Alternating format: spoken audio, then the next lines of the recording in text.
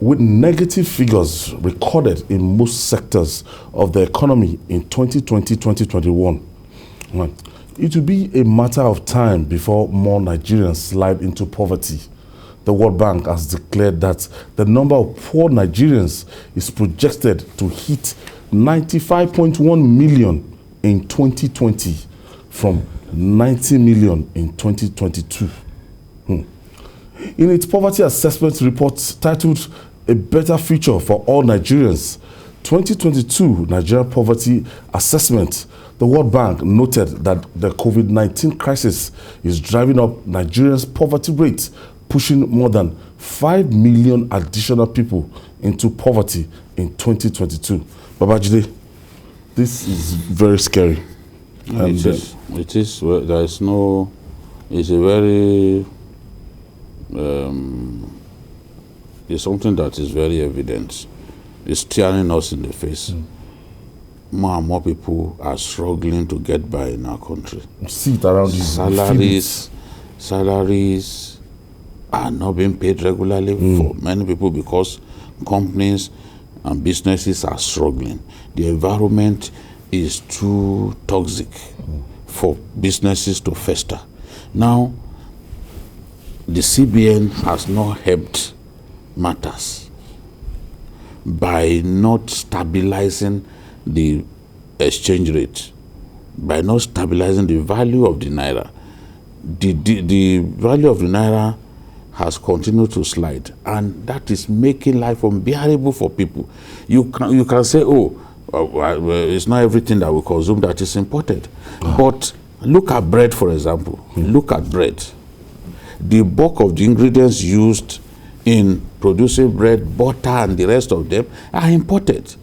That's why the price has been going up. In the last 1 year, premium loaf of bread moved from 250 naira per loaf to 500, 600, 750. 750 now in the Akute area. You know, I don't know how much people buy in the area, but it's now 750, the same loaf of premium bread. So, and there are other things too that are imported. People are suffering. Now, you look at businesses, Manufacturing Association of Nigeria is complaining. The energy crisis is driving them to nuts. How can people buy diesel at about 800 naira per liter? At the end of the day, the burden will be pushed down to the final consumer. That's making life unbearable for people. Flour mills, for so long they relied on, they did not rely on public power supply because it's not reliable. But now, with diesel price going sky high, I'm wondering how flour mills will survive. So more and more people pushed into the unemployment market. That will worsen poverty. The purchasing power of most Nigerians has diminished significantly. What you could buy, we were talking about groundnut.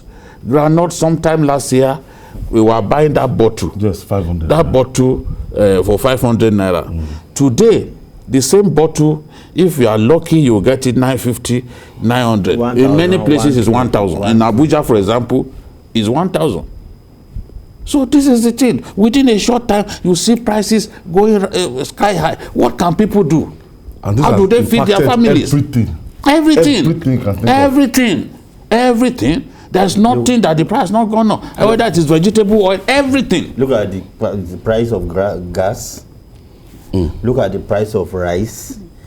Little things that ordinary folks depend on to live, to survive. You should not talk about beans. Believe me. It's untouchable. And you wonder who is in charge of our economy.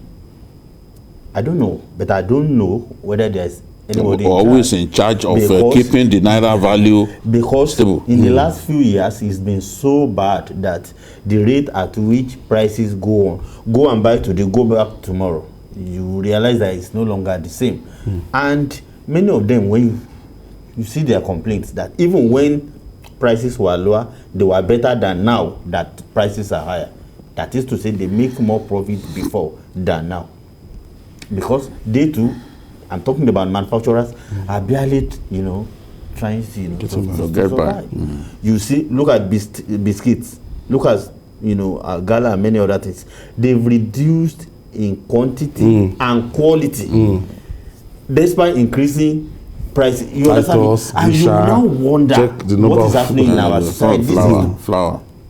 What is happening? And when you try to engage them, they say we should even commend them that they are still even able to produce. That's pepper on the screen. People can access their farms, so the prices will go up. More and more people can access their farms. Bandits are chasing people away, so the price will go up. So when you now say that Nigeria is the poverty capital of the world, nobody is abusing anybody. It is a fact, and it's so bad that more and more people join the poverty queue. Right, but anytime you hear from government, you hear that our economy, inflation has reduced considerably. That although it has I don't think anyone. I don't think anyone who is not illiterate will say inflation has reduced. We have not been able to bring the inflationary rate to single digits since I think 2016. It's been like that. Digits. Now, if it goes down, maybe just by 0.0 or just insignificant numbers, that will not by insignificant numbers. If it stays for 4 months on 17%, and you are saying 17.06. Another month 17.09, then it goes back to 17.04. That's nothing. That's not significant. That's not significant. Those are not statistics that you can hold on to say inflation rate is going down. People can see, look at the months in which we suffered because some irresponsible people brought bad fuel into our country. Look at the impact that had even on inflationary rate. And it has not stopped. Yes, it has not stopped. It has improved in the Lagos area, but some parts of our country, people are still suffering. So when you put the totality of this whole thing together, it is understandable that more and more people, it's so easy to predict that more and more people in our country will slide into you hear the telcos, they've been doing everything. They want to increase their tariffs because of operation. And frankly, they've not done it in many years. It is because interventions here and there. You saw this, is it DSTV? Airlines too. You see, so everywhere. Airlines, just because some people, unscrupulous people, decided to bring in, and nobody has been punished to date. At least to our knowledge. Our country, nobody has been punished.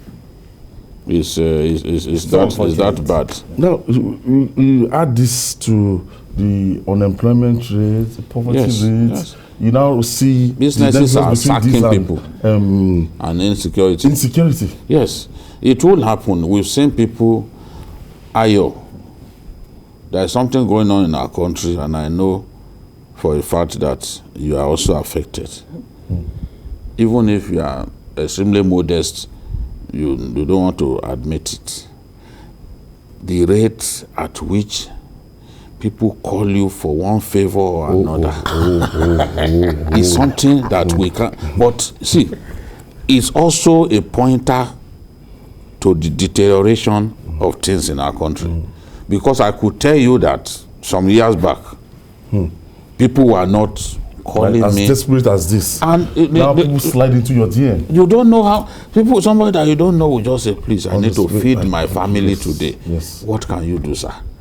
The reality is, you can't, no matter how generous you are, you cannot satisfy everyone who wants one favor or another from you. You see on TV now, you feel. Yeah, he has money. If I tell you people are going through a lot. Messages I receive every people are going through a lot. People are going through a lot in our country. Before, even women sometimes, before a woman slides into your DM or goes to your WhatsApp and says, please, you need my family. I've not fed my children today, and this is 6 p.m. What can you do? That's to tell you pé ìgboro rẹ́rìn. And when you tell them It's that so sometimes bad. you are unable to assist, they will say even it's 1,000. Please, they send Akwai On my masala phone. kasana. on my People phone. are suffering in our country.